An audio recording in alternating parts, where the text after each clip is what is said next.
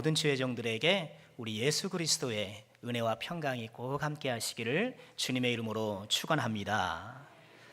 지난 5주간 우리는 그 요한복음의 표적을 같이 묵상해 왔는데요. 오늘은 잠시 시편으로 눈을 돌려서요. 하나님을 가까이 하는 그 복, 하나님을 가까이 하는 축복을 함께 나누고자 합니다. 제가 군산으로 내려오면서요. 또 딸아이를 전학시키게 되었는데요. 군산 중앙역으로 전학을 시켰습니다. 근데 이전에 다니던 학교와는 달리 좀 교칙이 엄격하더라고요.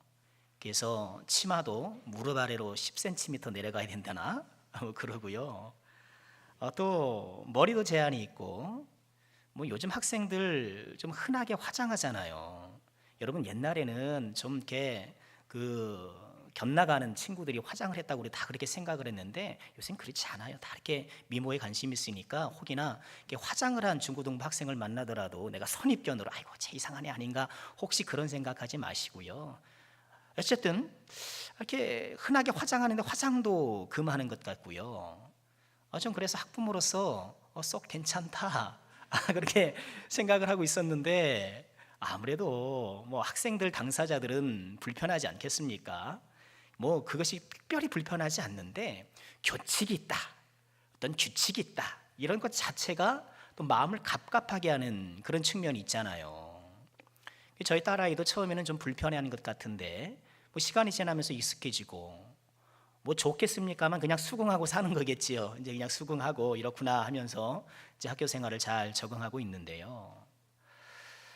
여러분 예수를 믿는다는 것은 어떤 것일까요? 예수를 믿는다는 것은 어떤 것일까요? 이 학생들이 몇몇 교칙을 준수하면서 학교 생활하듯이 성경의 몇몇 계명을 지키며 사는 것이 예수 믿음의 전부일까? 그렇지 않다는 것을 아마 우리는 잘 알고 있을 것입니다. 물론 계명을 지키는 것이 얼마나 중요합니까? 우상 숭배하지 않고 주일 성수하고 살인하지 않고 간음하지 않고 도적질하지 않고 십계명을 지키는 거 너무너무 중요한데, 하지만 예수를 믿는 것은요 이런 계명 준수 그 이상의 무엇이 있어요. 그 이상의 무엇이라는 것은 오늘 말씀에 따르면 하나님을 가까이 하는 것입니다. 하나님을 가까이 하는 것. 그렇습니다. 예수를 믿는다는 것은 예수님을, 하나님을 가까이 하는 것입니다. 그래서요 우리가 계명들을 참 찰떡같이 잘 준수한다 할지라도 하나님과의 관계가 멀 수가 있어요. 또 하나님과 가까이 하는 일에 내가 소홀하면 계명 준수라는 것이 훌륭한 일이긴 합니다만 자칫 형식적인 신앙, 율법주의 신앙으로 기울어질 그런 염려도 있는 것이죠. 그러니까 우리가 하나님께 가까이 나아가서 하나님과 인격적인 교감을 나누고, 그렇게 될 때 우리가 주님을 더 알게 되고 또 우리 마음이 주님을 더 사랑하는 감정이 일어나게 되고요. 또 예수님을 닮고 싶은 거룩한 의지, 이처럼 지식과 감정과 의지, 우리는 이것을 전인격이라 그러잖아요. 우리 인격의 3요소가 균형 있게 반응하여서 우리 하나님과 교제하는 그런 인격적인 교제가 일어나는 것이죠. 여러분 예수를 믿는 최고의 목적이 무엇인가요? 우리 전에도 나눴습니다만 여러분 천국을 간다는 것 당연히 우리에게 주시는 은혜인 것 틀림없습니다만 예수를 믿는 최고의 목적은요 예수님을 닮는 거예요. 여러분 정말 이것을 잊지 마시기 바랍니다. 이 신앙의 0점 조준, 이 초점을 우리가 딱 붙잡고 있어야 돼요. 그래서 예수를 잘 믿는 사람은 무엇인가? 어떤 사람이 예수를 잘 믿어요? 물론 교회 출석 잘하고 봉사도 잘하고 훌륭한 거 사실입니다만 예수를 얼만큼 닮아 있는가? 예수를 얼만큼 닮아 있는가가 그 사람이 얼마나 예수를 잘 믿는가 하는 그런 잣대가 되는 것이죠. 여러분 그럼 예수님을 닮아가는 방법이 무엇이겠습니까? 여러분 사람이 사람을 닮는 것은 다른 것이 아니에요. 가까이 서로 대화하고 가까이 하는 것. 여러분 예수를 닮아가는 것, 우리가 예수님을 가까이 하는 것, 여러분, 우리가 예수님을 닮음에 있어서 좀 진보가 더딘 주요 이유 가운데 하나는 우리가 예수님을 가까이 하는 데 있어서 상당히 미숙하기 때문에 가능성이 매우 높습니다. 우리 옛말에 근묵자흑이라는 말이 있잖아요. 먹을 가까이 하면 검어진다는 뜻이잖아요. 내가 가까이 하면 거기에 영향을 받게 되어 있습니다.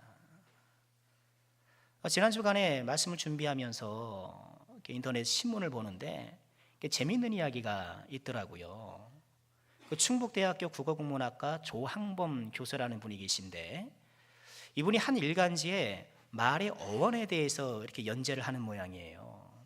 그래서 그것을 잠시 보았는데, 이 근묵자흑, 먹을 가까이 하면 검어진다라는 이것이 꼭 인간관계에만 나타나는 것이 아니라 언어에도 그렇다는 거예요. 언어도 어떤 언어를 가까이 하면 거기에 영향을 받아가지고 그것을 전염이라고 하는데, 이게 말이 바뀐다는 거예요. 여러분, 대표적인 것이 주책이에요. 여러분, 주책이 뭔가요? 우리는 주님이 책임져 주신다, 이걸 줄여서 우리는 주책, 이렇게 재밌게 말도 합니다만, 여러분, 주책 그러면 자기 줏대가 없고 같은 실수를 반복하는 그런 사람 우리는 주책이라고 그러잖아요. 그런데 본래 이 주책이라는 말이 주착이래요. 주착이라는 말이 이 책으로 살짝 이렇게 발음이 바뀐 건데, 이 주착이라는 뜻은 일정하게 자리 잡힌 주장이나 판단력, 자리가 잘 잡혀 있는, 중심이 잘 잡혀 있는 주장이나 판단력, 그런 뜻이라는 거예요. 그런데 이 주책이 어떤 말을 만나요? 없다를 만나는 거예요.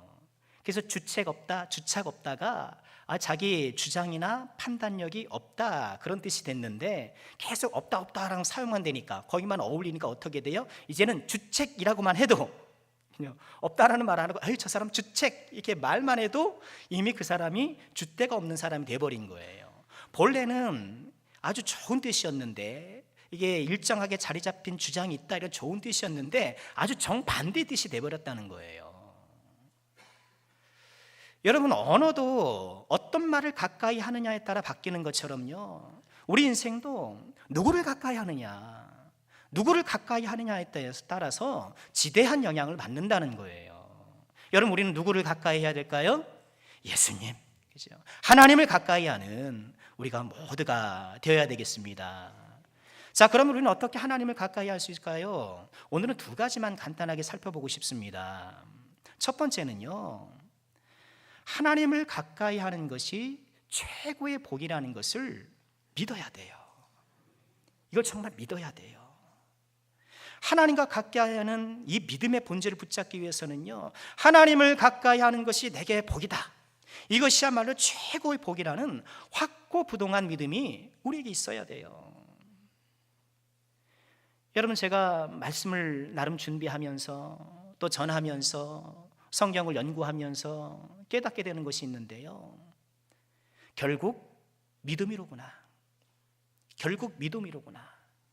그런 깨달음을 얻게 돼요. 설교에 이런저런 얘기하고 설교하고 막 그래도 결국 돌아 믿음이더라. 우리가 요한복음의 표적 말씀을 묵상해 왔지 않습니까? 예수님께서 표적을 주신 목적이 무엇인가요? 믿고 영생하는 것, 믿고 생명을 얻는 것, 우리 삶의 생명력이 풍성해지는 것, 그의 핵심 열쇠가 뭐라는 거예요? 믿음이라는 거예요. 그래서 우리가 주의 말씀에 순종하는 이런 생명력 넘치는 삶을 못 사는 것이, 제가 환경이 열악해서요, 너무 바빠서요, 그럴 수도 있고, 저는 의지가 너무 약해요, 의지가 약한 것일 수도 있는 처럼 보입니다만, 그러나 그게 아니라 믿음의 문제예요. 따지고 보면 믿음의 문제다라는 거예요. 여러분, 가만 보세요. 사람은 믿는 대로 살게 되어 있어요. 틀림없습니다. 돈이 최고라고 믿는 사람은 그렇게 사는 거예요. 그 믿음에 따른 삶이 나오는 거예요. 학벌이 최고야, 내가 살아보니까 학벌이 최고야 하는 사람은 이 자식에게 그렇게 가르치는 거예요. 그렇게 인도하는 거예요. 이성이 최고야, 이 사랑이 최고야 하는 사람들은 또 그렇게 살잖아요. 인생은 누리는 거야, 즐기는 거야 하면서 식도락 찾아가고 여행 다니고, 여러분, 내가 믿는 대로 살더라는 거예요. 여러분, 우리만, 예수 믿는 사람들만 믿음대로 사는 것이 아니라 이 세상 모든 사람들이 믿음대로 살아요. 사실 자기가 믿는 대로 사는 것. 그렇기 때문에 우리가 하나님을 가까이 하는 삶을 살기 위해서는요, 하나님을 가까이 하는 것이야말로 인생 최고의 축복이라는 이 움직이지 않는 확고부동한 믿음을 우리가 가져야 한다는 거예요. 이 귀한 아침에 참석하신 모든 주의 종들에게 이런 흔들리지 않고 확고부동한 믿음이 반드시 세워지기를 다시 한번 주의 이름으로 축원합니다. 자, 우리가 시편 73편을 읽었는데요, 오늘 우리가 읽은 본문 마지막 구절에 이 시인이 뭐라고 노래합니까? 28절에 보니까 우리가 사랑하는 구절 아닙니까? 여호와를 가까이함이 내게 복이라. 여호와를 가까이함이 내게 복이라. 이렇게 확신에 찬 노래. 그래서 시편을 연구한 학자들은요, 이 시편 73편을 일컬어 확신의 시 이렇게 제목을 붙이기도 해요. 하나님을 가까이 하는 것이 내게 복이라. 확신 있게 노래하니까. 그런데요, 오늘 이 73편의 시인이 처음부터 이렇게 확신 있게 노래했던 것은 아니라는 거예요. 처음부터 그랬던 것은 아니래요. 이 시인의 확신에 찬 노래는요, 시편 73편을 보면 고통스러운 고뇌의 과정을 통하여서 정련되어 나온 거예요. 그냥 나온 게 아니에요. 인생의 큰 고뇌, 그 고뇌 중에 깨달음을 통하여서 오늘 이렇게 확신 있는 노래를 하나님께 올려드리고 있는데, 자, 이 시인이 무슨 고뇌를 그렇게 하고 있었을까요? 여러분, 우리 1절 말씀 한번 보실까요? 오늘 본문 바뀝니다만 시편 73편 1절의 말씀을 보시면 시인은 이렇게 노래하고 있습니다. 하나님이 참으로 이스라엘 중 마음이 정결한 자에게 선을 행하시나 나는 거의 넘어질 뻔하였고 나의 걸음이 미끄러질 뻔하였으니. 이 시인은요, 우리처럼 하나님을 아는 사람이었고, 또 그가 하나님을 아는 것 가운데 하나가 하나님이 이스라엘 중에 마음이 정결한 자에게 선을 행하신다, 복을 주신다, 그것을 알고 있었던 사람이에요. 또 그렇게 믿고 살아왔던 거예요. 그런데 그런 줄 알고 살아왔는데 2절에 보니까 뭐라 그럽니까? 나는 거의 넘어질 뻔하였고 나의 걸음이 미끄러질 뻔하였다, 이렇게 얘기를 해요. 그렇게 믿고 살아왔는데 그런 믿음이 지금 휘청거리기 시작하고, 그런 믿음에서 넘어지고 아주 미끄러져서 굴러떨어질 뻔했다, 그렇게 얘기를 해요. 무엇 때문에 그럴까요? 그것이 3절에 나와요. 3절 보시면 왜 이렇게 이 시인이 넘어질 뻔하였고 미끄러질 뻔했다고 말합니까? 이는 내가 악인의 형통함을 보고 오만한 자를 질투하였습니다. 지금껏 이 시인은 하나님께서 이스라엘 중에, 이스라엘이라고 다 복 주시는 것이 아니라 이스라엘 중에 마음이 정결한 자를 골라서 복을 주시는 줄 알았는데, 아니 세상을 경험하면서 인생을 살다 보니까 세상이 이렇게 순수하지 않더라는 것을 깨닫게 된 거예요. 가만 보니까 하나님을 알기는커녕 악인이 형통하더라는 거예요. 악한 사람이 형통하더라는 거예요. 얼마나 그 형통이 그냥 뭐 좀 잘 되고 뭐 이런 것이 아니라 질투날 만큼, 3절 끝에 질투라고 하잖아요. 가만 보니까 너무 질투가 나는 거예요. 부러운 거예요. 그만큼 악인이 형통하더라는 거예요. 그러면서 이 시인이 고뇌하기 시작하는데, 여러분, 이 악인이 어떻게 형통하나요? 오늘 말씀 보면 이 악인의 형통이 어떻게 되어 있는지를 자세하게 소개하고 있는데요, 우리 먼저 5절 말씀 한번 볼까요? 5절 말씀 보니까 사람들이 당하는 고난이 그들에게는 없고 사람들이 당하는 재앙도 그들에게 없나니. 아니, 악인인데, 오만한 사람인데 보통 사람들이 당하는 고난도 없고 재앙도 없더라는 거예요. 또 7절에 보니까 뭐라고 말씀합니까? 그들이 얼마나 잘 먹고 잘 사는지 살찜으로 그들의 눈이 솟아나며, 이거 살이 얼마나 찌는지, 여러분 살이 그냥, 제가 살쪘다는 얘기 스스로 하기가 정말 민망한데, 살이 얼마나 차오르는지, 막 살이 차오를 데가 없어서 이제 눈으로 차오른다는 거예요. 굉장히 뭐랄까 익살스러운 표현이라고 할까요? 그렇지 않아요. 사람이 살찌고요, 또 우리가 부러워해야 될 모습이 7절 후반절에 나오는데 뭐라 그럽니까? 그들의 소득은 마음의 소원보다 많으며. 마음에 내가 100만 원을 소원하는데 소득은 200만 원이 되고 난 요만큼 벌었으면 좋겠는데, 이 악인들은 자기들이 요만큼 벌었으면 좋겠다고 생각하는데 실제 소득이 한없이 많다는 거예요. 또 12절에 보니까 뭐라고 말합니까? 12절 말씀 보면 볼지어다 이들은 악인들이라도 항상 평안하며 재물은 더욱 불어나도다. 재물은 더욱 불어나도다. 게다가 여러분 다시 3절로 올라오게 되면, 이들이 좀 일상을 따라서 제가 좀 구절을 왔다 갔다 한 겁니다. 3절에 보면 4절에 보면 이들이 4절은 뭐라고 말씀하시나요? 그들은 죽을 때에도 고통이 없고 그 힘이 강건하며. 아니 악인인데, 누가 봐도 악한 사람인데, 오만한 사람인데 죽을 때에도 고통이 없다라는 거예요. 여러분, 우리는 어떤 소망을 갖고 있습니까? 그런 바람들이 있잖아요. 악을 저지르는 사람이 살아생전에는 호의호식하고 부귀영화를 누린다 할지라도 좀 그의 말로가 조금 어렵기를 우리는 조금 그렇게 바라는 마음이 있잖아요. 뭐 비참한 최후를 맞이한다든가, 아무도 찾아오지 않는 그런 고독한 죽음을, 쓸쓸한 죽음을 맞이한다든가, 그래야 정의가 살아있다고 생각을 하고, 봐라 저 사람 저렇게 악하게 살더니만 그 인생 말로가 저렇게 처참하지 않느냐라고 하면서 교훈 삼하고 뭐 얘기하고 뭐 속이라도 시원할 텐데, 악인이 어떻다라는 거예요? 죽을 때에도 고통이 없고 그 힘이 강건하더라.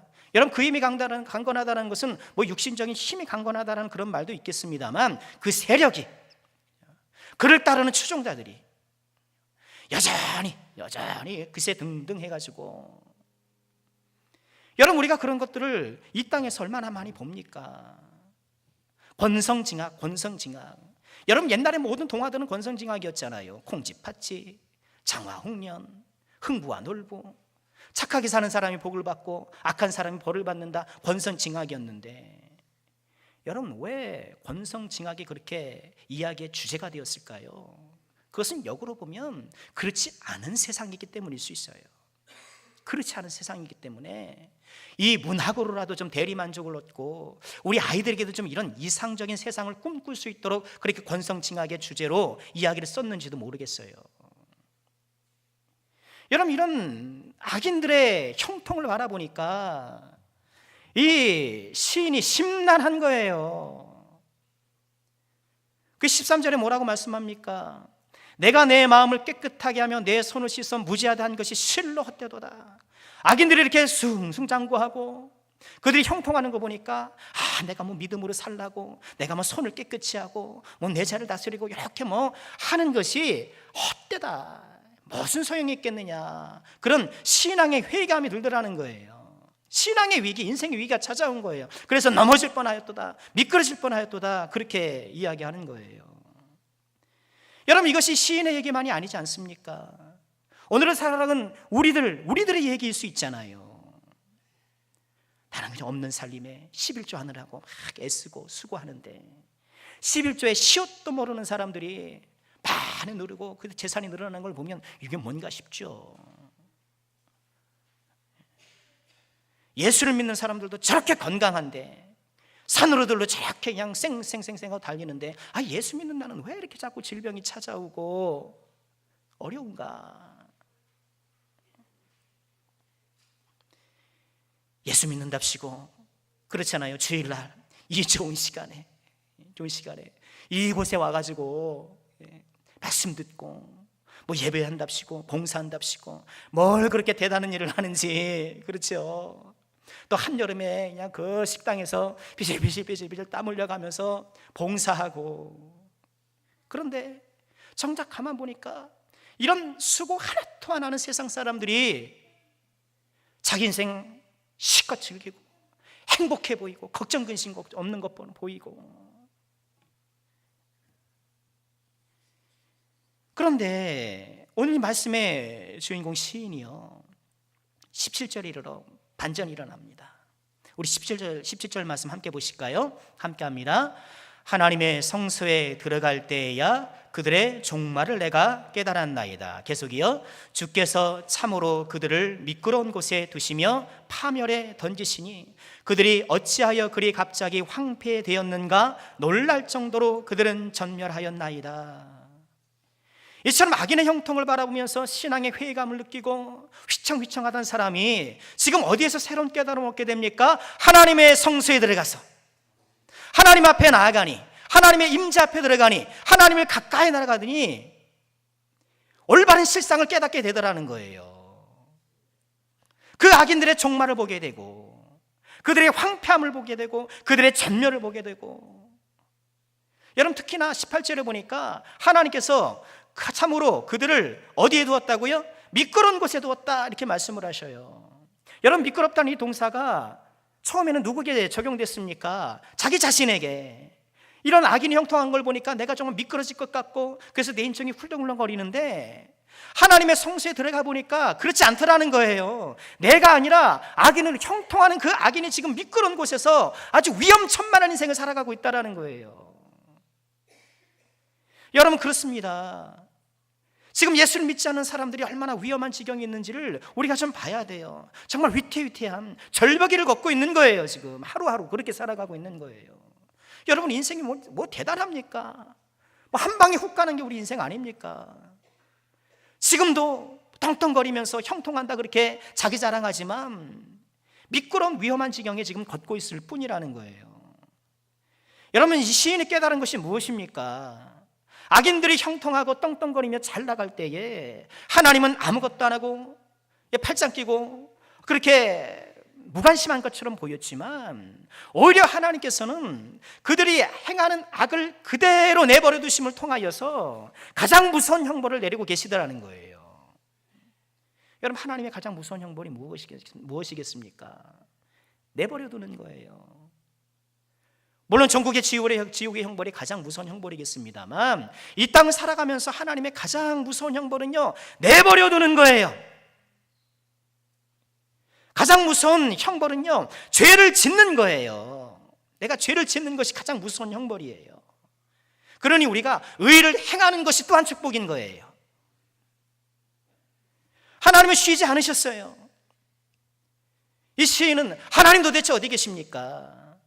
이렇게 악인들이 형통하면서 날뛰고 있는데 우리 하나님은 왜 침묵만 하시는 것입니까? 그렇게 생각했는데 그것이 아니었어요. 하나님께서 지금 일하고 계셨던 거예요. 내 아버지께서 일하시니 지금도 일하신다, 우리 예수님이 말씀하셨지 않습니까? 하나님은 계속해서 일하고 계셨던 거예요. 쉬지 않으시는 하나님, 쉬지 않으시는 하나님. 하나님의 성소에서 항상 일하시는 하나님. 악인의 형통에도 침묵하고 물러나 계신 하나님인 줄 알았는데 오히려 이 세상이 일하시는 하나님으로 가득 차 있는 것을 보게 된 거예요. 악인에게 그렇게 죄를 짓도록 내버려두는 형벌, 또 전국에는 하나님께서 그에 합당한 심판을 내림을 통하여서 여전히 이 우주 가운데 역사하시는 하나님, 성소에서 그 하나님을 만나게 된 거예요. 그래서 이 시인이 22절에 회개합니다. 내가 이같이 우매무지함으로 주 앞에 짐승입니다. 주 앞에 짐승입니다. 그동안 악인의 형통이 너무너무 부러웠고 내가 그렇게 되지 못해서 너무너무 속상했지만 그것이 아니로구나 깨닫게 된 거예요.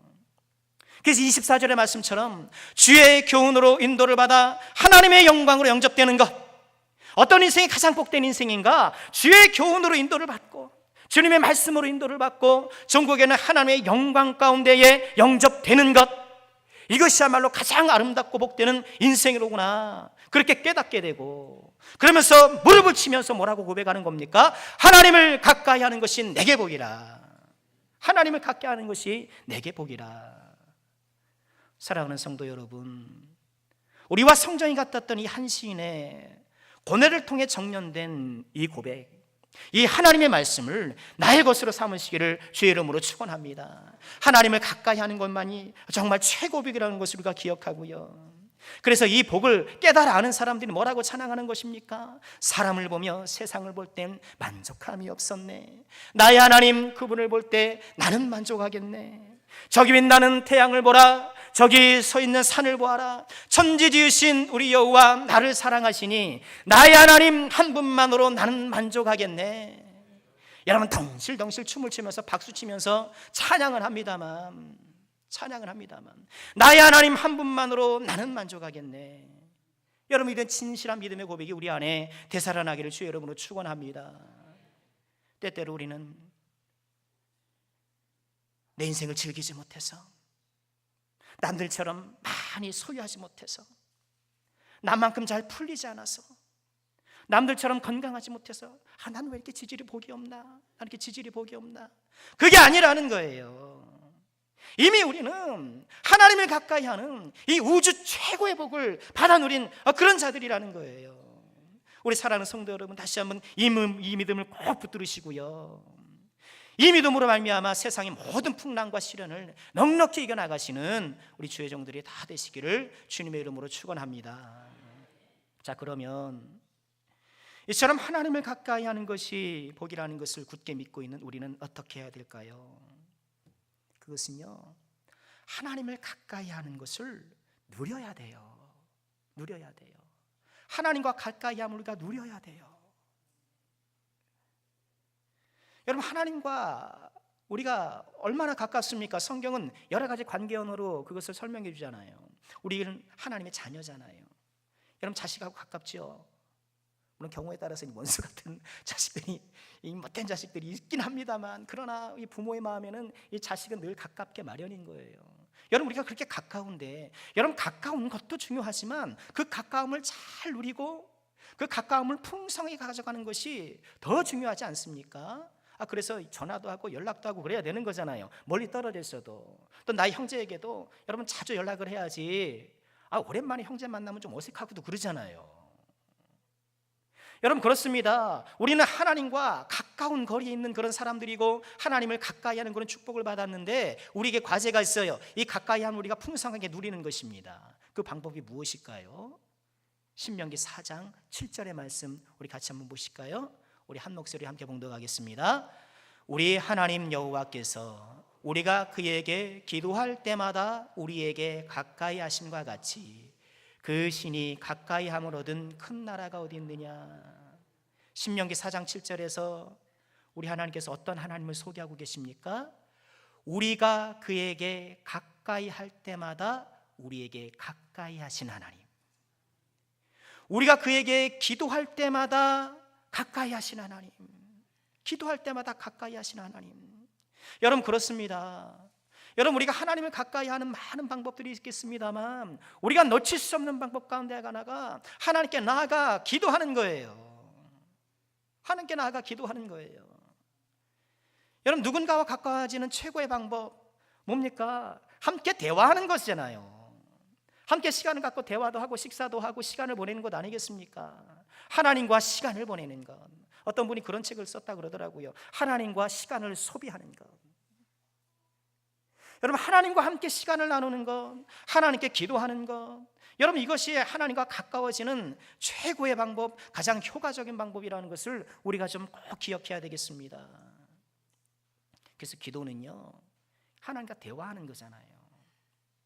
하나님과 대화하는 거예요. 저는 그런 생각을 했었어요. 왜 새벽마다 이렇게 설교를 해야 할까? 새벽 예배 때 기도하러 나오시면 잔잔한 음악 틀어주시고 그래서 자유롭게 기도하다가 돌아가면 되는 것 아닌가? 왜 꼭 굳이 설교를 해야 되는가? 그런 생각을 한 적이 있었어요. 근데 가만 생각해 보니까 기도는 하나님과 교제하는 것이기 때문에 그래요. 왜 기도 전에 말씀을 듣습니까? 하나님 말씀 듣는 거예요. 그 말씀을 듣고 나도 하나님께 이야기하는 거예요. 이 기도가 그래서 하나님과 교제하는 시간이에요. 여러분, 그렇기 때문에 내가 개인 기도를 할 때도 뭐 꼭 그래야 되는 것은 아닙니다만 성경을 읽고 기도하는 것이 좋을 때가 있어요. 말씀을 묵상하면서 기도하는 것, 그때가 좋은 거예요. 그런데 좀 문제가 있죠. 아마 우리 중에 기도가 하나님과의 대화라는 것을 인정하지 않을 분은 아무도 없을 것입니다. 그리고 하나님의 말씀을 들어야 한다는 것은 다 알고 있어요. 그런데 가끔 우리가 어떤 것에 걸리느냐 하면요, 하나님의 말씀이 지금 내 상황에 맞지 않다고 생각될 때가 있는 거예요. 여러분, 우리는 종종 오늘 나에게 주신 하나님의 말씀, 그렇죠? 그것을 사모하잖아요. 지금 내 상황에 적합한 하나님의 말씀, 우리가 당연히 그것을 사모해야 됩니다. 그리고 설교자는 또 그것을 잘 준비해야 돼요. 지금 우리 성도님들의 형편이 어떤가, 특별히 신방 설교가 그렇지 않겠습니까? 신방에서 말씀을 나눌 때에 환우들에게는 환우들에게 필요한 위로와 용기의 말씀을, 또 뭐 개업 신방을 가게 되면 어떻습니까? 그 희망과 또 하나님의 축복을 우리 같이 또 나누게 되고요. 또 뭐 잔치집에 가면 당연히 거기에 어울리는 말씀을 당연히 전해야 되는 것이 틀림없지요. 여러분, 하나님께서는요, 우리 상황에 꼭 필요한 말씀을 주시는 것이 사실입니다. 그런데 좀 뒤집어 생각해 보면 이 성경 66권 중에 나의 상황에 맞지 않는 하나님의 말씀이 과연 있을까요? 나의 상황과 맞지 않는 하나님의 말씀이 과연 있을까요? 이 성경 66권은요, 이 모두가 다 나에게 필요한 말씀이에요. 항상 나에게 필요한 말씀이에요. 그래서 우리는요, 이 균형을 잡아야 돼요. 지금 나의 상황에 딱 맞는 하나님의 말씀을 사모해야 되지만, 동시에 기본적으로 하나님의 모든 말씀이 나에게 필요한 말씀이라는 것을 알고요, 하나님의 말씀에 대해서 내 마음을 활짝 열어야 되는 거예요. 하나님의 모든 말씀을 향해서 내 마음을 활짝 열어야 되는 거예요. 여러분, 그래서 우리는요, 지금 나에게 필요한 말씀이 자칫 내가 듣고 싶은 말씀이 되지 않도록 유의해야 돼요. 하나님, 내가 듣고 싶은 말씀 해주세요. 당연히 내가 듣고 싶은 말씀 해주기도 하셔요. 그렇지만 하나님이 해주고 싶으신 말씀도 있는 거예요. 자, 그러므로 우리는요, 이 하나님의 말씀을 향하여서 마음을 활짝 열고 나아가야 되는데, 자, 다시 기도로 돌아와 볼까요? 여러분, 우리는 기도를 통해서 하나님께 나아가는 거예요. 기도를 통해서 우리는 하나님의 말씀을 듣고 하나님의 뜻을 발견하고, 하나님께서 나에게 원하는 것을 내가 확인하게 되고, 또 이 내 하나님의 나의 모든 형편과 처지를 주님께 알려드림을 통하여서 하나님과 교제하는 시간인데, 여러분, 이 기도 시간이 얼마나 중요합니까? 여러분, 이 기도를 하나님께 나아가는 것은요, 누가 만들어낸 것이 아닙니다. 만드셨다면 누가 만드셨습니까? 예수님이 만드신 거예요. 우리 마가복음 1장 35절 함께 보실까요? 뭐라고 말씀하십니까? 함께 합니다. 새벽 아직도 밝기 전에 예수께서 일어나 나가 한적한 곳으로 가사 거기서 기도하시더니. 여러분, 우리 예수님은 하나님이시잖아요. 아니, 하나님이신 예수님이 사실상 무슨 기도가 필요하시겠습니까만, 그러나 우리 예수님은요, 새벽 미명에 한적한 곳을 찾아가 하나님과 깊은 교제의 기도를 나누셨다라는 거예요. 여러분, 우리가 마땅히 예수님의 제자로서 이 예수님의 모범을 따라야 하지 않겠습니까? 또 우리가 기억해야 될 것이 있어요. 우리의 기도는, 우리는 기도를 통해 하나님께 가까이 나가야 하지만, 동시에 우리의 기도는 하나님을 가까이 하는 기도가 되어야 돼요. 다시요, 우리는 기도를 통해 하나님께 가까이 나아가잖아요. 동시에 우리의 기도는 하나님을 가까이 하는 기도가 되어야 한다는 거예요. 여러분, 하나님을 가까이 한다는 것은 관계적인 거리가 밀접해진다는 것도 있겠습니다만, 성품적으로 가까워지는 것도 포함이 되잖아요. 하나님과 가깝다는 것은 하나님을 닮았다는 뜻이에요. 예수님을 닮았다는 뜻이에요. 여러분, 우리는 이 세상에 크고 작은 문제를 들고 하나님께 나가야 됩니다. 하나님 쪼꼬파해 주세요. 기억나시죠? 크고 작은 문제 갖고 하나님께 나가는 거예요. 그런데 우리가 놓치지 말아야 될 것이 있어요. 그것은 예수님을 닮는 기도, 우리의 영성이 더욱더 거룩해지는 기도. 그래서 내가 말씀을 붙잡고 기도해야 되고요, 설교를 통해 주신 그 말씀을 내가 마음속에 담고 그 말씀처럼 되기를, 그 말씀처럼 살기를 소망하면서 우리는 기도해야 되는 거예요. 그래서 주님을 닮아가는 일에 불필요한 것들이 좀 제거되고, 반드시 필요한 것들이 추가되고 정착되고. 여러분, 주님을 닮아가는 기도가 없으면은요, 뭔가 응답을 받았는데도 성숙하지 못할 때가 있다는 거예요. 필립 얀시라는 세계적인 기독교 작가 계시잖아요. 그분이 기도라는 제목으로 책을 썼는데요, 한글 번역본으로 600페이지가 넘는 도톰한 책이에요. 그는 기도라는 이 책을 쓰면서 그 책의 소제목을 이렇게 달았습니다. 기도, 하나님께 가는 가장 쉽고도 가장 어려운 길. 하나님께 나아가는 가장 쉽고도 가장 어려운 길. 가장 쉬운 길이라는 것은 무슨 뜻일까요? 우리는 누구나, 기도는 누구나 예수의 이름으로 언제든지 할 수 있기 때문에 하나님께 나아가기 쉬운 방법이에요. 그런데 어려운 것은 무엇입니까? 우리 하나님께서 때로는 내 기도에 침묵하시는 것 같고 더디 응답하시는 것 같고, 그래서 인내로 뚫고 나가야 될 여러 난관들이 있기 때문에 하나님께 나아가는 것이 어려운 것이에요. 거기에 덧붙여 어렵다고 하는 것은요, 여러분, 우리가 하나님께 나가야 하는데 기도가 자칫 나의 요구사항을 충족시키는 수단으로만 머물러 있는 거고, 기도를 통해서 정말 하나님께 나아가고 여러분 기도의 가장 큰 응답이라고 할 수 있는 영적인 성장과 성숙을 놓쳐버린 채 그저 요구사항 전달해드리고 뭐 좀 받고 이것으로 우리가 끝날 때가 있다라는 거예요. 여러분, 그렇게 되면 하나님을 가까이 있는 기도가 누락되게 되면 기도를 해도 교만할 수 있다는 거예요. 바리새인들을 보십시오. 일주일에 이틀이나 금식하면서 그렇게 하나님 앞에 기도했던 사람들인데 사람 정죄하고 세리처럼 되지 않았으면 좋아서 감사합니다. 저는 뭐 이렇게 거룩해서 감사합니다. 뭐 엉뚱한 소리 하고 있잖아요. 기도를 하긴 했는데 하나님과 가까워지지 않고 오히려 멀어지더라는 거예요. 이것이 어찌 보면 인간적인 기도의 함정이에요. 여러분, 우리가 이것을 조심해야 합니다. 자, 말씀을 정리할까 합니다. 여러분, 하나님께 가까이 나가는 것이 우리 인생의 최고의 복이라는 것을 여러분 결코 잊지 마시기 바랍니다. 그리고 우리는 어떻게 해야 됩니까? 기도로 하나님께 나가야 됩니다. 세일의 특별 새벽 기도에 나오라는 말을 저렇게 길게 하네. 그렇죠? 특별 새벽 기도 나오라는 말을 저렇게 돌려 길게 하네. 여러분, 간파하셨습니다. 훌륭하십니다. 여러분, 행사가 잘 되길 원하는 게 아니잖아요.